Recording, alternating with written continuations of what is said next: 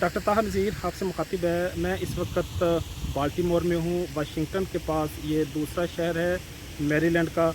और बाल्टीमोर और वाशिंगटन ये पिंडी और इस्लामाबाद की तरह दो जुड़वां शहर हैं, एक दूसरे से मिले हुए हैं।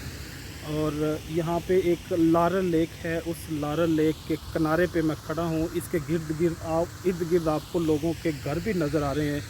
सुबह का वक्त है, लोग यहाँ पे सैर करने के लिए निकले हुए हैं। तो ये क्योंकि अमेरिकन लोग क्योंकि मगरबी तर्ज़ ज़िंदगी और इनका जो रहन सहन है उसके तहत ये मॉर्निंग वॉक करते हैं। इनका एक हेल्दी लाइफस्टाइल है, एक्सरसाइज को बड़ी तरजीह देते हैं।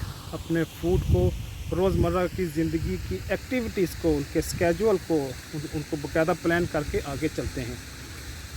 तो ये सिस्टम डेवलप करने में सदियां लग गई होंगी, ठीक है, लेकिन अवाम का भी रोल इसमें है।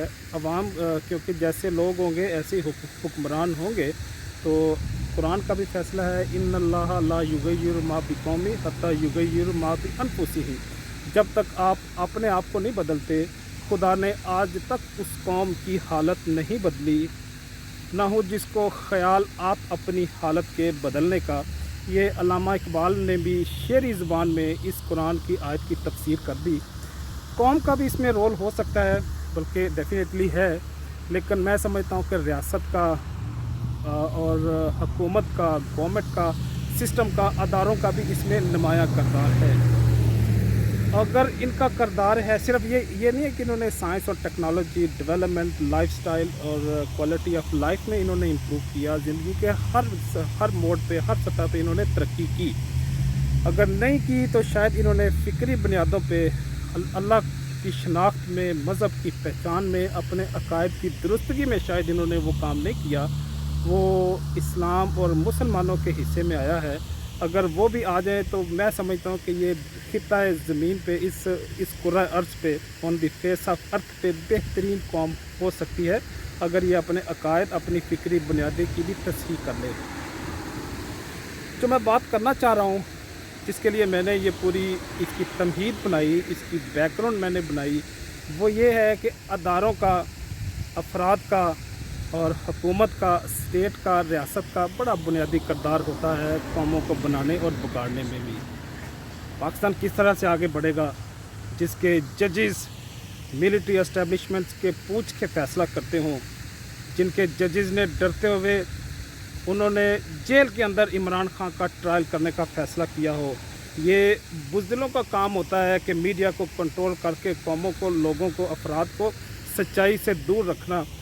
इमरान खान को सज़ा दे के, उसको जेल में डाल के, एक अजीम लीडर को आप कैद करके कोई दानिशमंदी का फ़ैसला नहीं किया।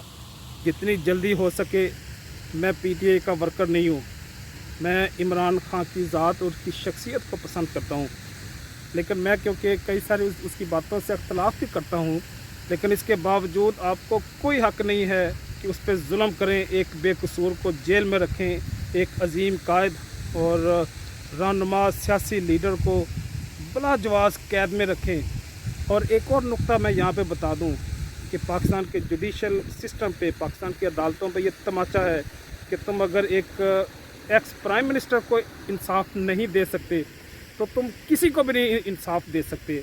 तुम एक मफलूज अदारा हो और कौम पे बोझ हो।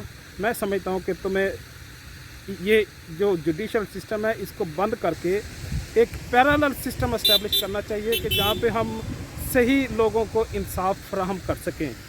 इजाज़त चाहूँगा। अल्लाह हाफिज़।